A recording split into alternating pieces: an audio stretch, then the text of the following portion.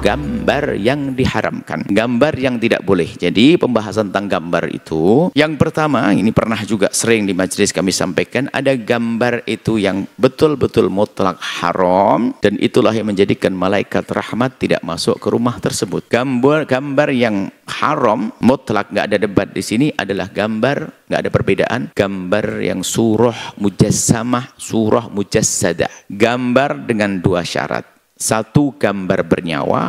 Syarat yang kedua adalah berbentuk. Jadi segala gambar berbentuk yang gambar bernyawa, bukan ada nyawanya, gambar bernyawa yang berbentuk, maka itu menjadikan sebab, dan itu haram kita memilikinya, haram kita menyimpannya, kecuali untuk libatus sibyan, ya, untuk mainan anak kecil. Jadi segala bentuk binatang atau sesuatu yang bernyawa manusia, maka itu hukumnya haram. Dan itu tidak ada perbedaan di antara para ulama. Dan itu menjadikan malaikat rahmat tidak datang ke tempat tersebut. Selagi ini tidak ada perbedaan, Anda pun perlu perhatian kepada diri Anda, rumah Anda, tetangga Anda, di kampung Anda. Kadang ada gambar-gambar berbentuk, mungkin bahasa lain seperti patung begitu. Kecuali mainan anak kecil, kalau anak kecil boleh. Karena seorang anak kecil barangkali ingin berlatih bagaimana mengurusi anak, adik, dan seterusnya. Kalau anak-anak boleh. Tapi ini yang mutlak adalah tidak diperkenankan yang berbentuk. Tapi pun demikian kami ingatkan, tolong ingatkan dengan lembut. Mungkin beberapa waktu yang lalu kita melihat di sebuah rumah, orangnya soleh,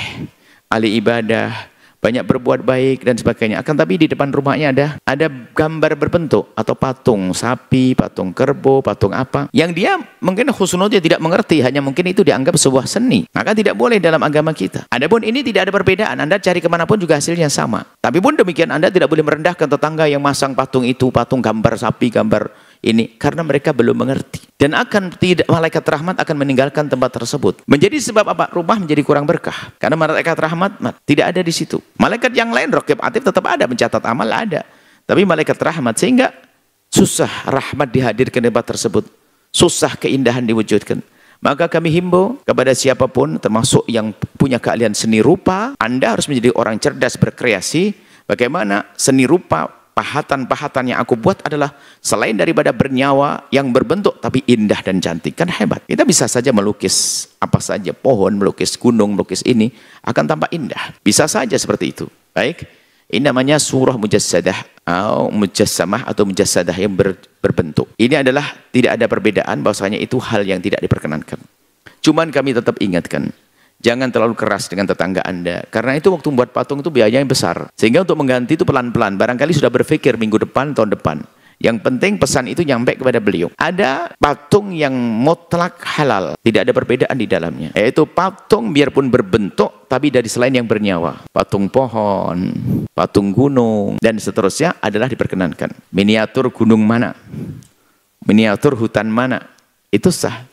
Seperti itu. Kemudian setelah itu yang ketiga masuk pembahasan. Nah, ini yang pertama tadi yang menjadikan malaikat rahmat pergi.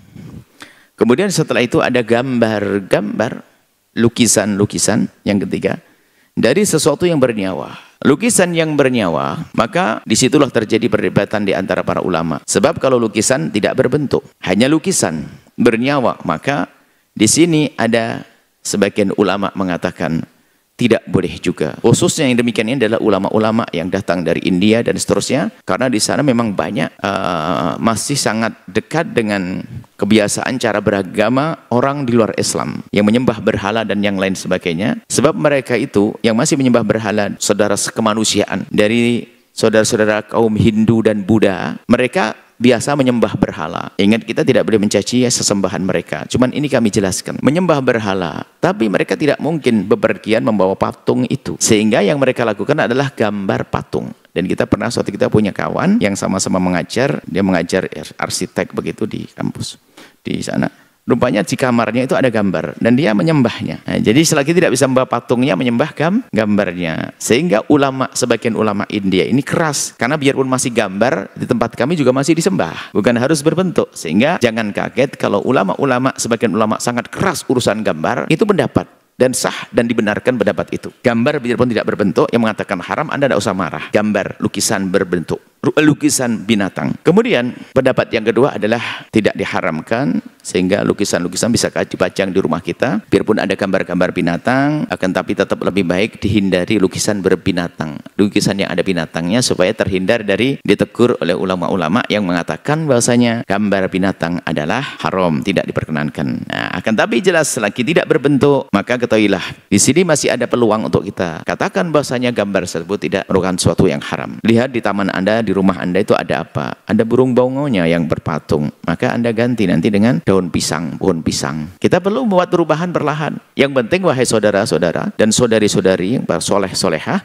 yang penting ada keinsafan dulu deh, jangan sombong. Wah, bagus-bagus, ngapain? Haram, haram, haram. Hati-hati dengan syariat. Kita cukup menyadari dulu, adapun merubahnya sambil berjalan. Baik, kemudian yang keempat adalah gambar-gambar fotografi. Maka fotografi adalah kebanyakan mengatakan no problem, nggak ada masalah. Dengan catatan tentunya bukan fotografi yang membangkitkan syahwat, buka aurat dan sebagainya. Kalau fotografi biasa adalah sah-sah saja. Jadi sehingga foto adalah sah. Tentunya di sini ada rambu-rambunya. Cukup yang kita hadirkan adalah jangan sampai membuka aurat, pamer aurat dan seterusnya. Foto yang terhormat dan ini yang diperkenankan. Baik, adapun yang kelima adalah gambar-gambar berbentuk tapi untuk anak kecil, boneka-boneka itu diizinkan untuk anak-anak. Semula kebanyakan ulama mengatakan untuk anak perempuan saja. Setelah itu berkembang juga para ulama mengatakan bukan anak perempuan, anak laki-laki pun perlu belajar. Sehingga boneka-boneka kecil hanya untuk anak-anak kecil saja.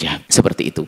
Ini masalah surat. Jadi para ulama menggiring kembali. Yang menjadikan malaikat rahmat tidak datang adalah gambar yang diharamkan. Selagi tidak haram ya tidak. Seperti itu. Jadi perlu penjelasan semuanya. Kemudian wala kalbun, dan kalbun pun ternyata adalah kalbun yang haram. Apa kalbun yang haram? Kalbun yang ganggu tetangga. Kalau ada orang punya anjing ganggu tetangga, itu menjadikan malaikat rahmat tidak datang. Karena apa? Allah itu tidak senang kalau hidup kita ganggu orang lain. Tapi kalau kambing, anjing, ada anjing namanya mu'allam, anjing yang diajari untuk berburu, anjing untuk menjaga dan sebagainya, memang dibutuhkan. Ada mungkin keadaan kurang aman atau tidak aman, sehingga perlu penjaganya adalah anjing. Maka yang demikian itu tidak menjadikan malaikat rahmat tidak datang. Jadi yang menjadikan tidak datang adalah anjing yang mengganggu. Apakah kotorannya, apakah gonggongannya, atau yang lainnya. Baik, jadi miara anjing jika ada untuk hajat diperkenankan seperti untuk penjagaan dan seterusnya. Tapi yang harus kita perhatikan adalah justru adalah tetangga kita terganggu atau tidak.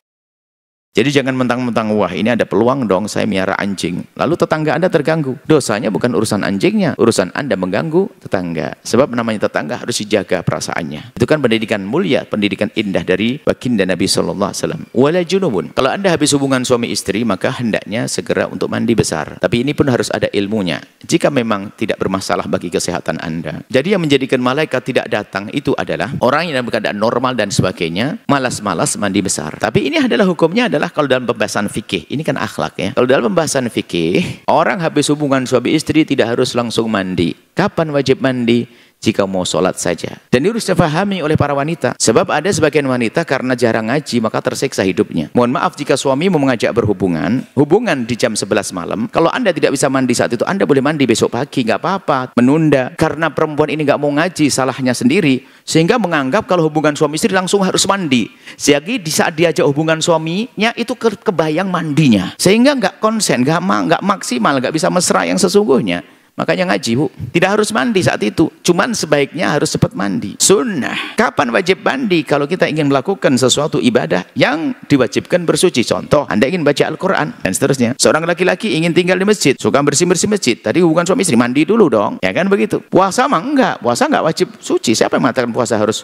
bersuci dari hadas? Misalnya mohon maaf, sahurnya adalah hubungan suami istri. Sampai subuh, ya enggak apa-apa. Yang penting subuhnya nanti mandi. Kalau mau sholat subuh. Jadi mohon difahamkan supaya tidak, kalau memahami itu cukup langsung. Makanya ini tersiksa perempuan istri. Apalagi perempuan yang punya rematik. Wah ini suaminya bisa berbulan-bulan nggak bisa mendapatkan kesenangan dari istri karena setiap mau dihubungi takut ingat air, ingat air, ingat air. Dan ini kami sampaikan begini memang ada keluhan. Wah ini dasar. Makanya yang salah kamu Pak. Kenapa kok saya salah Bu ya? Tidak pernah ngajak istrinya ngaji. Jadi mandi besar itu sunnah disegerakan. Paling tidak, kalau Anda ingin tidur, belum sempat mandi besar, jangan lupa Anda berwudu, ada bagian dari badan Anda yang sudah disucikan. Selesai ya? Jadi yang menjadi sebab malaikat tidak datang adalah orang yang ngentengin, dalam normal, bisa, sehingga dia tidak mandi, kemudian menjadikan sebab malaikat rahmat tidak datang.